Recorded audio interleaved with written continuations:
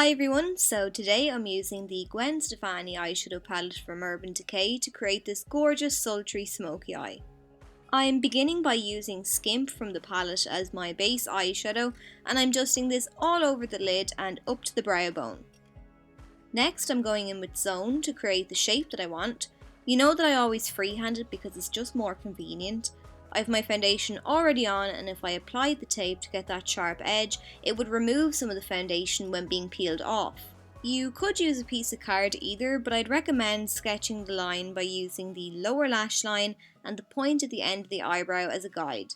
I'm then taking a little more of that shade Zone, but this time on a fluffy blending brush, and I'm applying it into the crease of the eye.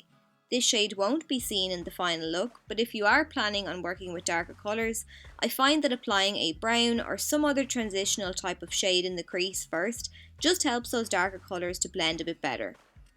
I'm using my favourite shade in the palette now, which is the eyeshadow Punk.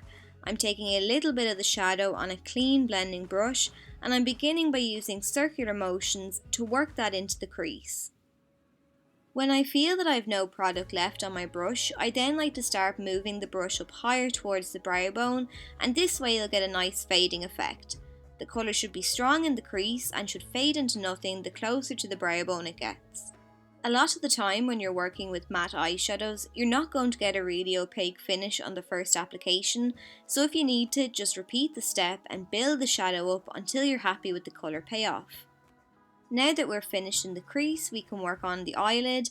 I'm using that same blending brush to apply the Punk shadow, but instead of using the tip of the brush like I did for blending, I'm using the side of the brush to press the eyeshadow onto the lid. Then I'm taking Blackout on that same blending brush and patting it onto the lid. If you're using a blending brush like I am for this step, it'll take a little longer to build up a nice even coverage on the lid, but just keep adding colour little by little until the entire area is coated. Because we worked that darker plummy shade into the crease, we can keep the black just to the lid and there will still be a gradient effect. I am however buffing my brush back and forward in the crease just so that there isn't a harsh divide between the two shades. Due to the fact that the eyes are quite dark, I do want to brighten along the brow bone area and add a nice sheen to it, so to do that I'm using the shade Blonde. Next I'm adding some liner to my upper lash line, and I'm also winging this out to a point, and I have a more detailed video on this step if you're interested in checking that out. I'll link it above. This look is all about the drama, so I'm adding a pair of double stacked lashes and then I'm moving on to the lower lash line.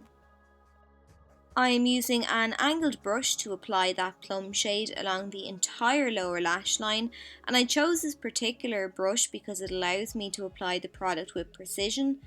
Similar to the crease work we carried out, I want there to be a fading effect on the lower lash line, so I'm using a pencil brush to smoke out that shadow. Then to add some depth, I'm applying that Blackout shade with a pencil brush too, and I also added some jet black liner to the waterline, but unfortunately I lost that clip. Finally, I'm using some mascara to blend my own lashes in with the false ones. Any brand will do because you're seeing the false lashes and not the effects of the mascara, so any cheap one will do. And then that's it. So I hope you enjoyed the tutorial, I hope it was helpful and easy to follow. If it was, please let me know, and I'll see you all in my next video.